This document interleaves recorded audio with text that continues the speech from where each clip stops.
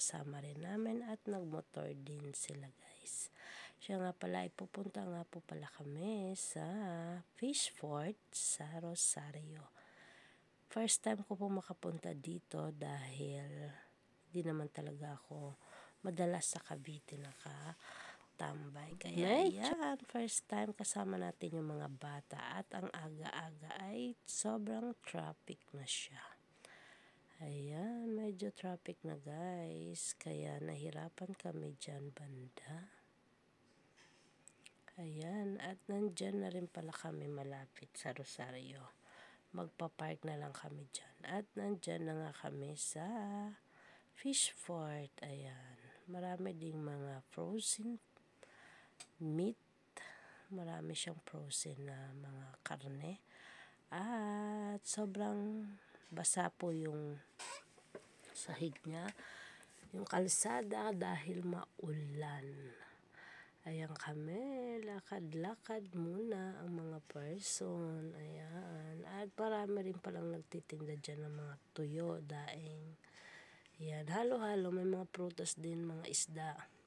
So kami dahil nga tanghali na kami nakapunta, dapat daw po dito pagpupunta ka ay kailangan mga 2 AM nandiyan ka na. So kami ay 5 na or 6 na kami nakarating dyan. So wala na kami masyadong naabutan ng mga isda. So konti na lang talaga yung nakuha namin mga isda. Dapat pala dito 2 AM nandiyan ka na kasi nga sobrang dami ng mga tao at marami rin ang naghihintay para mamimili at ititinda rin nila.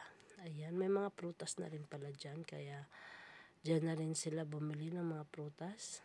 At yan, ikot-ikot muna kami dyan sa loob. Ayan, ang mga bata.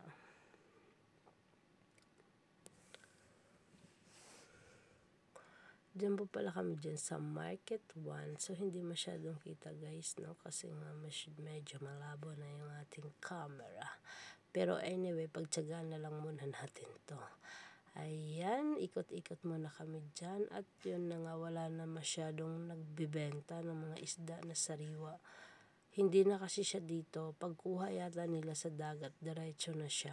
Wala pa po yung mga yellow. Talagang fresh. Yes, walang yellow. At sobra talaga siyang putik. Dapat pala dito nakabota kayo. Kasi nga, sobrang basa ng sahig. Siyempre, fish port. Kaya basa. Ayan. Ikot lang muna kami dyan at nakabili din naman ako pero hindi na ganun ka sariwa yung isda. Ayan, ikot-ikot muna kami pero mas mura po dito talaga. Mga siguro mga 10 pesos yung ano niya, yung mura kaysa doon sa palengke o dyan bumibili kayo sa malapit sa inyo. Dito mas mura siya.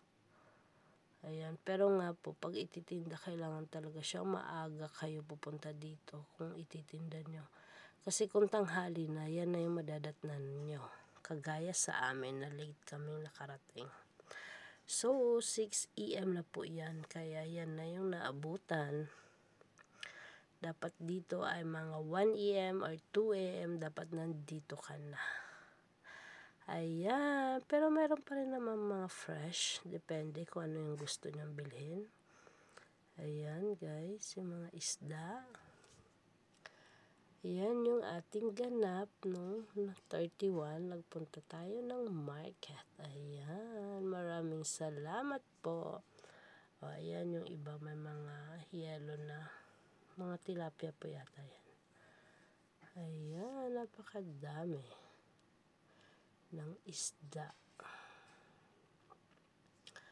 At pang-ihaw lang talaga yung nabili namin at yung salmon kasi nga wala na rin siyang masyadong seafoods. Ayan, kaya yan na lang guys yung ating nabili. Ayan, at palabas na po kami dyan. Nag-video lang ako. At first time ko kasing nakarating dito kaya ayan,